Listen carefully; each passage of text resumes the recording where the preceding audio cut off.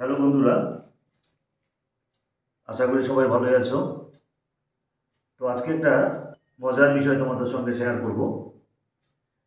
দেখতেই পাচ্ছ আমার সামনে একটা চিংড়ি রাখা আছে, যার বিজ্ঞানসম্মত নাম ম্যাক্রোব্যাকিয়াম রোজেনবার্গি।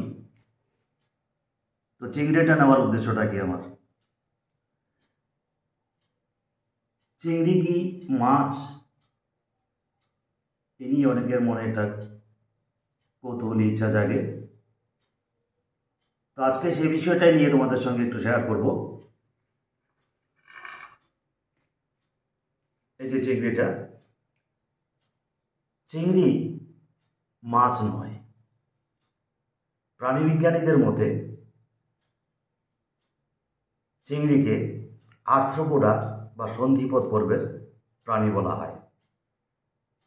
ওইদিকে মাছ কর্ডাটা পর্বভুক্ত প্রাণী। যে চিংড়িকে আর্থ্রোপোডা বা সন্ধিপদ পর্ব বলা হলো কেন? যে দেখো, চিংড়িটার দেহটা কতগুলি খণ্ড খণ্ডে বিভক্ত। এই যে দেখো, খণ্ড খণ্ডে বিভক্ত। তাছাড়া বিশেষ বৈশিষ্ট্য কি, চিংড়ির যে উপাঙ্গগুলি পাগুলি, দেখো অনেকগুলি সন্ধিযুক্ত পা। এই যে সন্ধিযুক্ত পা। তাছাড়া এই চিংড়ির মধ্যে মেরুদণ্ড থাকে না, এরা জলজ অমেরুদণ্ডী প্রাণী। এই বৈশিষ্ট্যগুলি কর্ডাটা পর্বের মধ্যে দেখা যায় না।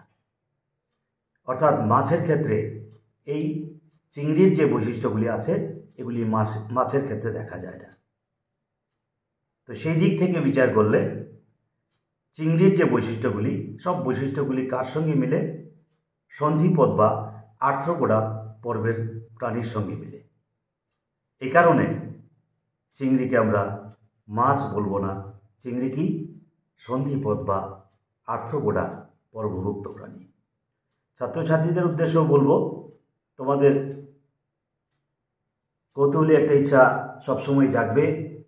এরকম অনেক কিছু আছে আমাদের পরিবেশের মধ্যে, তোমরা সেগুলি দেখবে এবং দেখে জানার চেষ্টা করবে কেন এরকমটা হয়।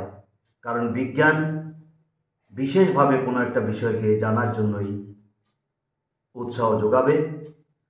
ছাত্রছাত্রীরা, তোমরা এই বিষয়টাও জানবে যে চিংড়ি মাছ নয় কেন। আমি পরিষ্কার বুঝিয়ে দিলাম, চিংড়ি মাছ নয়, চিংড়ি আর্থ্রোপোডা বা সন্ধিপদ পর্বভুক্ত প্রাণী। ঠিক আছে? তাহলে আশা করি সবাই বুঝতে পেরেছ কেন চিংড়িকে আমরা মাছ বলবো না, চিংড়ি আর্থ্রোপোডা বলবো।